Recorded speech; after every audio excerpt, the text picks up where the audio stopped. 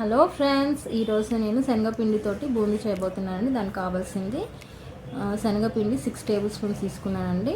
So అందులో 3 table spoons బియ్యం పిండి తీసుకున్నానండి. ఒకవేళ మీరు కనుక చేసుకుంటే 1 కప్ ఆఫ్ శనగపిండికి 1/2 కప్ బియ్యం పిండి తీసుకుంటే సరిపోతుంది. సో దానికి కావాల్సినంత ఉప్పు వేసుకోవాలండి, అలాగే కారం కూడా వేసుకోవాలండి. ఇక్కడ నేనైతే 1 టేబుల్ స్పూన్ ఉప్పు వేసుకున్నాను, తర్వాత కారం కూడా 1 టేబుల్ స్పూన్ వేసుకున్నానండి. తర్వాత ఇది మంచిగా చక్కగా మిక్స్ చేసుకొని దాన్ని వాటర్ వేసి చాలా లిక్విడ్ లాగా మనం కలుపుకోవాలండి.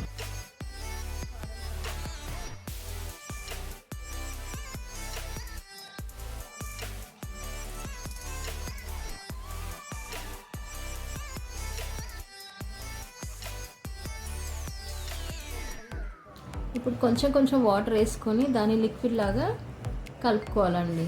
అంతే, చూడండి ఇలా కలిపేసుకొని ఏమి ఉండలు లేకుండా చక్కగా నీట్గా మొత్తం కలిపేసుకొని ఇలా ఉండాలండి. టెక్స్చర్ స్పూన్తో తీసి చూస్తే ఇలా ఉండాలండి.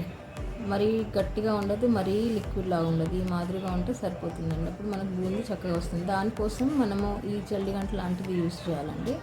అప్పుడు మనం ఈజీగా బూందీ ఫామ్ అవుతుంది.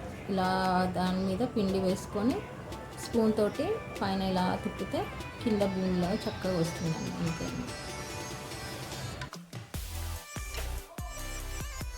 మంట హై ఫ్లేమ్లో పెట్టుకొని వాటిని బూందీ వేయాలండి. వేసిన తర్వాత దాన్ని కలపడం కూడా, ఫ్రై చేయడం కూడా అంతే చేయాలండి. సో అలా అయిపోయిన తర్వాత తీసేసుకొని ఒక గిన్నెలోకి తీసేసుకోవాలండి. ఇలా బూందీ అంతా వచ్చేస్తుందండి. ఇప్పుడు మనకి దానికి తగ్గట్టుగా ఉప్పు, కొంచెం కారం, మనం పిల్లలు కానీ మనం కానీ ఎలా తింటాం దానికి తగ్గట్టుగా వేసుకుంటే సరిపోతుందండి.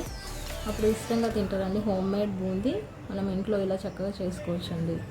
మనం ఇంట్లో చక్కని ఆయిల్ తోటి చేసేసుకుంటే సరిపోతుందండి. అంతే అండి. బూందీ క్రిస్పీగా ఉంటుంది, చక్కగా నీట్గా బాగుంటుందండి. ఒకవేళ ఇది నచ్చినట్లయితే like, share and subscribe my channel. Thank you.